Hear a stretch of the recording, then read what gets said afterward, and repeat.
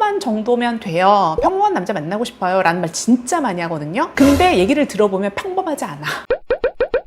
결혼 정년기에 있는 여자들이 30대 남자들 중에 평범하다라고 말하는 스펙이 어떤 줄 아세요? 제 나이대쯤 되면은 보통 연봉이 4천 초중반쯤 되고요. 제가 8090 세대예요. 8090 세대 평균 키가 한 173 정도 되고요. 딱 그 정도가 평범한 거구나. 연봉 4천대에 173 정도 되고 차는요? 차는 뭐 소나타나 이런 거 타죠. 근데 완전 빗나갔어. 지금 제가 피디님한테 그냥 가볍게 얘기한 건데 남자가 보는 평범하다의 남자 스펙과 여자가 보는 평범하다 남자 스펙이 완전 다릅니다. 오늘 그 주제를 한번 얘기해볼까요?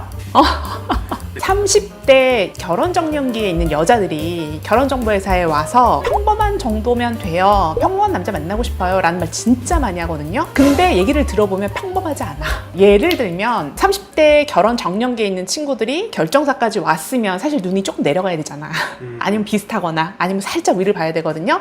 근데 기본적으로 이런 얘기 많이 해요. 연봉 1억 이상, 서울에 자가가 있는 남자, 그 정도의 평범하면 좋겠어요 라는 말을 한다? 그건 상위 10%. 그러니까 우리가 예를 들면 결혼하고 나서 남편이 와이프한테 그러잖아. 우리 그냥 간단하게 곱창찌개나 좀 먹을까? 라는 말과 똑같다라는 거지. 그 곱창 선거 준비해봐요. 난리나. 절대 간단하지 않다라는 거지. 그 다음에 더 가관인 거는 그럼 성격 보세요? 성격은 안 보세요? 이런 얘기 하잖아요. 그러면 또 일단 대화가 유연해야 돼. 유연하게 좀 스무스하게 남자가 좀 리드할 줄 알아야 돼. 그리고 또 하나는 진짜 웃겨. 운동으로 다져진 다부진 체격. 취미가 운동이어야 돼.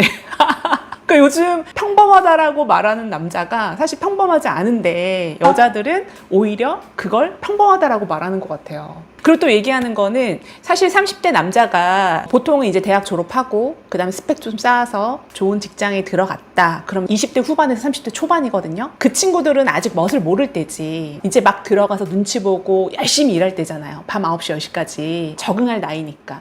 근데 요 남자가 차가 있고 집이 있고 연봉 1억이 있다? 그거는 좀 현실 불가능한 얘기거든요. 금수저 아닌 이상은. 그런데 우리나라 30대 초반, 중반의 여자분들은 그 드라마를 너무 많이 봐서 그런지 그 실장님 캐릭터의 남자가 되게 평범하다라고 느끼는 것 같아요. 일단 키는 무조건 남자 키는 175 이상이어야 돼. 그래도 미니멈 175 정도는 돼야죠 라고 얘기하고요. 연봉이랄지 뭐 자가가 있는 여부랄지 소위 말해 차도 당연히 수입차 정도는 타지 않나요? 라는 얘기도 합니다. 지금 방금 말씀해 주신 것만 대략 계산해봐도 30대 초반에 한 15억 정도는 갖고 있어야 평범한 남자인 거네요. 그러니까요. 근데 그걸 평범하다라고 말하면 안 되는 거죠. 그런 말을 하는 여성분들의 대부분 이제 연봉을 평균적으로 보잖아요. 그럼 3, 4천대예요. 그러면서 항상 얘기하는 게 있어. 난 여자니까. 난 어리니까.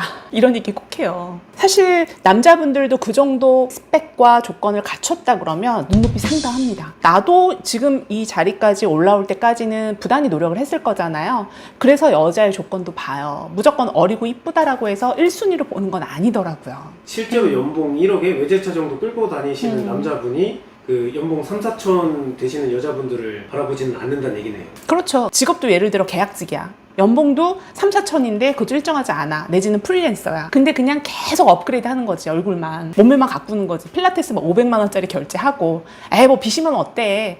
요런 친구들이 사실 남자 능력을 엄청나게 보거든요. 평범하지 않은 친구들을 자기는 그런 사람 주변에 널려있다라고 얘기해. 다리 체인데 그런 생각을 또 그런 걸 아무렇지도 않게 얘기한다라는 게 어떻게 보면 제가 좀 놀랍기도 하죠. 그래서 20대 후반에서 30대 초반까지는 그래도 기회가 많이 열려 있거든요. 외모가 좀 잘 관리되어 있는 친구들은. 그러면 사실 본인한테 대시하는 남자도 있어. 그리고 그 여자분들이 그때 많이 누리긴 하죠. 이유 없이 남자가 잘해줘. 막 데리러 오고 데려다 주고 막 좋은 데 데리고 가고 막 사주고 막 해. 지갑을 막 열어. 그러면 이 여자는 이게 영원할 줄 아는 거예요. 한번 누려봤잖아. 그러면 그 다음에는 조금 더 능력 있는 남자를 만나죠. 그 다음에 조금 더 능력 있는 남자 만나. 왜냐면 그 나이 때는 남자들이 그래도 선호하는 나이다 보니까 외모가 좀 예쁘고 자기 관리 잘 되어 있으면 그래도 남자는 연애는 해본다라는 거지. 근데 이 여자가 착각하는 게 뭐냐면 그게 영원할 줄 알아. 근데 한 해 지나 두 해 지나 계속 나이가 들잖아요. 그 기점이 34살이야. 딱 그 기점으로 해서 소개팅 안 들어오고요. 주변에 이제 널려있던 남자들이 다 애인이 있거나 결혼을 해서 떠나가 버리지. 근데 자기는 눈높이가 여기 올라가 있잖아. 웬만한 남자 못 만나는 거지. 그래서 30 후반 되고 40 되고 초혼으로 오시는 거예요. 그래서 되게 초라한 노후를 보내게 되는 거죠, 혼자. 그리고 세상에 산 좋고 물 좋고 정자 좋잖아요. 그러면 피곤합니다. 막 벌레들 사람들 들끓어요. 모든 게 완벽한 사람은 나 아니어도 다 선호합니다. 마찬가지로 나도 이제 나이가 들어가면서 내려놓으라는 거죠. 앞에다가 평범한 넣고 자기 욕구를 채우면 안 된다라는 거지. 그걸 안 했으면 좋겠어요. 결혼정보회사에서 여성분의 직업에 따라서 만날 수 있는 남자의 어떤 스펙적인 부분이 좀 달라지는 거 알고 있어요? 이거 궁금했어요. 나 궁금했어요? 네. 과연 여자의 직업 중에 결혼정보회사에 왔을 때 어느 정도 인기도가 있고 매칭의 난이도가 있는지 이런 부분에 대해서 많이 모르는 것 같아요. 그래서 오늘은 여성분들 중에 특히 교사, 부모님도 좋아하고 남자 본인도 좋아하는 직업군 중에 하나거든요. 1등 신부감이죠. 그런가? 여자 교사이신 분이 나이가 30대 중반, 정확히는 34살, 키는 162cm 정도의 그냥 날씬한 정도예요. 그렇다고 초절정 꽃미녀는 아니야. 그러니까 내추럴해. 그리고 부모님이 양친 생존에 있고 종교는 따로 없으시고 연봉은 잘 아시다시피 4, 5천 정도 되시고 그리고 이 여성분은 좀 알뜰하게 돈을 모았어. 그래서 경기도권에 빌라 하나가 있으세요. 네. 교사분들 부동산 투자 많이 하시잖아요. 굉장히 많이 하고 본인이 그렇다 보니까 남자를 보는 기준이 경제력 또는 자산의 기반을 둔 남자를 원하시더라고요. 어떤 배우자를 원하세요? 라고 물어봤을 때 여성분이 탁 얘기하는 거예요. 동료 교사들 중에 결혼을 잘한 케이스가 너무 많다. 어떤 사람은 의사랑 결혼하고 어떤 사람은 건물주랑 결혼하고 이런 얘기를 하면서 자기가 딱 생각을 해봤을 때 의사고 뭐 변호사고 뭐건 간에 경제적으로 기반이 닦여 있거나 독립적이면 괜찮겠다. 그래서 자기는 건물주를 만나고 싶다라고 하시더라고요. 그래서 이 여성분이 원하는 조건은 첫 번째, 본인보다 4살까지 연상일 것. 그 이상 싫대요. 대화가 안 통할 것 같대. 키는 175 이상. 직업은 부모님이 임대업을 하거나 본인이 임대사업자일 것. 건물에 초점을 맞춰져 있네요. 네, 그러면서 저한테 뭐라고 얘기하냐면 그럼 자산도 볼 것 같은데 자산은 어느 정도 보시는 거예요? 라고 했더니 자산 50억 이상 이렇게 얘기하시더라고요. 그랬을 때 과연 이 매칭이 가능할까? 여성분 나이가 이제 30대 중반으로 들어섰다라는 건 이 선시장에서는 만혼이라고 표현해요. 그 기준이 34살이라는 거지. 34살의 만혼인 여성은 직업과 상관없이 외모와 상관없이 사실 인기가 있진 않아요. 남자들이 바라봤을 때에는 매력적이지 않은 나이라고 표현합니다. 남자가 50억을 보유한 여자보다 4살 많으면 38이거든. 38살에 키 175 이상의 우리가 봐도 훈훈한 외모를 갖췄다라고 하면 그 사람이 교사라고 해서 이 여자를 선택할 확률은 50% 미만이라는 거예요. 입장을 바꿔 생각해보면 이 조건에 해당되는 그 남자가 원하는 조건의 여성은 어떤 여성이냐면 오히려 나이가 어린 여성. 학교는 대졸 이상이면 된다. 직업은 상관없다. 프리랜서 상관없다. 하지만 자기의 이미지에 맞는 자기 관리가 좀 되어 있는 여성의 이용 가정 아니고 부모님 생존에 있는 무난한 가정 이런 걸 보신다라는 거죠. 그러면 얼추 비슷하지 않아요? 그렇긴 한데 이 여성분이 외모가 사실은 딱 교사 같아. 누가 봐도 멀리서 와도 딱 교사 느낌이 나. 그러니까 단정하고 깔끔한데 이성이 바라봤을 때 굉장히 매력적이진 않았다라는 거예요. 화장을 좀 한다거나 옷을 좀 센스 있게 입는다거나 남자들이 봤을 때 아 이쁘다 깔끔하네 이런 거 좀 다르잖아요. 그러면요 대표님 그 여자분께 어울리는 배우자 스펙을 좀 정리를 해주면 좋을 것 같아요. 일단 저는 나이는 시원하게 풀라고 얘기합니다. 본인이 남자의 자산 경제력에 포커스가 꽂혀 있다라고 하면 그 나이 4살에서 픽스를 해버리면 그 군에 해당되는 남자가 이 여자를 선택하지 않을 확률이 높아. 왜냐면 나이 대비 이 남자가 선택할 수 있는 레인지는 굉장히 넓어지거든. 28, 29, 30인 여성도 이 남성을 봅니다. 그래서 이 여자의 경쟁 상대를 나이로만 비교해 본다면 30대 초반 여성하고 경쟁을 해야 돼요. 거기서 밀릴 수밖에 없다라는 거죠. 그렇기 때문에 매력적이지 않다 이렇게 보는 거고, 그러면 여성분이 남자의 나이를 시원하게 풀어줘야 돼. 보통은 6살, 8살까지 풀라고 제가 얘기를 드립니다. 맞아요. 제 주변에 여자 교사분이 계신데 그분도 의사랑 결혼을 했어요. 근데 14살 위에요. 맞아요. 보편적으로는 그래요. 내가 하나를 가지면 하나를 놔야지, 내려놔야지. 근데 되게 잘 살더라고요. 맞아요. 그거는 정말 케이스 바이 케이스. 그래서 저는 뭐라고 했냐면 6살, 8살 이상은 봐야 이 매칭이 가능한 부분이고, 그리고 남자분의 학력이랄지 키랄지 뭐 이런 부분도 시원하게 내려놔라. 된다라고 말씀을 드렸어요. 이 여성분이 보는 조건이 한 가지, 두 가지 포커스를 맞춰야 돼. 그게 뭐냐면 일단은 자산과 경제력, 그 다음에 두 번째는 절대 포기 못하는 게 남자의 키라고 하셨거든요. 그러면 키. 그러면 솔직히 조금 남자가 자기 관리 안 되어 있더라도 키가 어느 정도 자기가 원하는 키라고 하면 살짝 눈을 감아줘야 되는 부분이 있어요. 그래서 그 조건 한두 가지 포커스에 맞춰서 매칭을 짜면 기가 막히게 잘 됩니다.